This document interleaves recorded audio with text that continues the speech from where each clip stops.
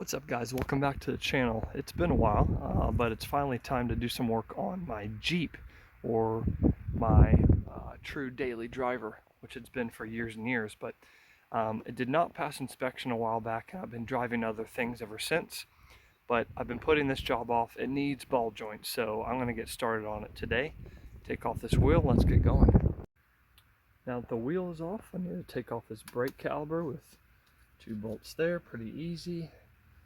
Start taking the tie bar off.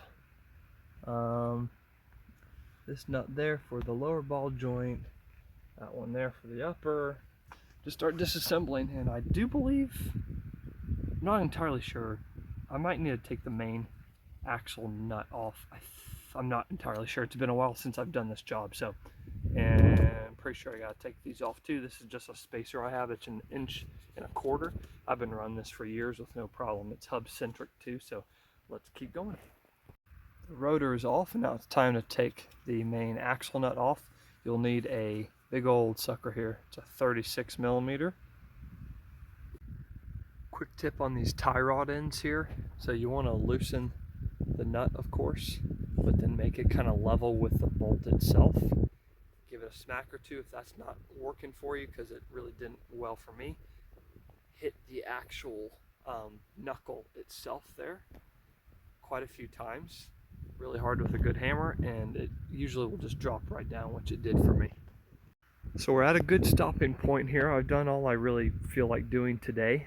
What I need next is I gotta get a pickle fork to get these the knuckles separated. You can wail on this for a while or apply some heat and you can get them off, but I don't feel like doing that. So I do have a pickle fork, but it's at my grandfather's shop, I believe, for some reason. Anyways, got to get that, and then a ball joint press, and then we're in business. And press these out, press the new ones in, and we'll be good to go. So more to come. It's a couple days later, and we are ready to finish this ball joint job. We got the ball joint press and remover, and the ball joint separator here. I just rented one because it was easier and didn't feel like going to get the one I had, which is a little ways away from where I live. Anyways, sprayed some penetrating oil on a bunch of stuff. It probably won't even help much, but what the heck. Let's get to it. We're gonna knock these off with the separator and go from there. There's one knuckle out, so you will need to take those 3 13 millimeter 12-point bolts out to get the hub and bearing out first, and then to keep on whacking away at this thing. Look how bad this upper ball joint was. Oh my gosh, these are really loose. This is not as bad, but still, good time to inspect everything.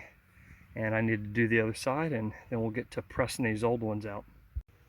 So I've already done the other side, and I've learned a couple things. I was stupid and should have looked at some directions first.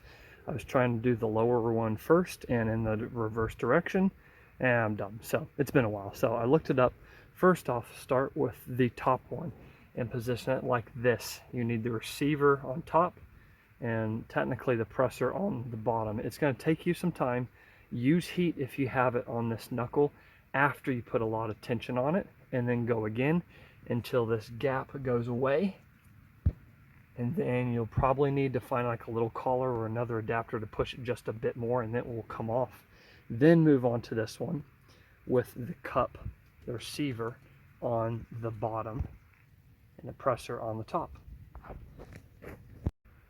So I'm fairly certain rain's coming soon, so I need to finish this job quickly. Couple of things. The torque on these 3 bolts here for the rotor are 75 foot-pounds. The main axle nut is 175, at least for my 2001 Jeep Cherokee XJ. Everything else, not that big of a deal. I think it's 30 foot-pounds for the brake caliber. The other tie rod ends, I'm just going to go by feel. So let's get this thing done.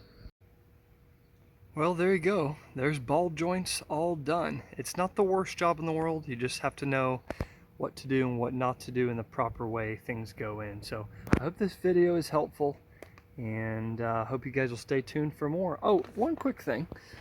The Zerk fittings. Let's take a look under here. I know it's going to be hard to see, but see that bottom one there? It's like a needle fitting. You need a specific needle fitting for the grease gun if you have one. I need to get one so I can grease it, but also don't be stupid like me and put the grease fitting pointing literally at the knuckle. Point it out so it's easier to access. Anyways, thank you guys for watching. Have a good one.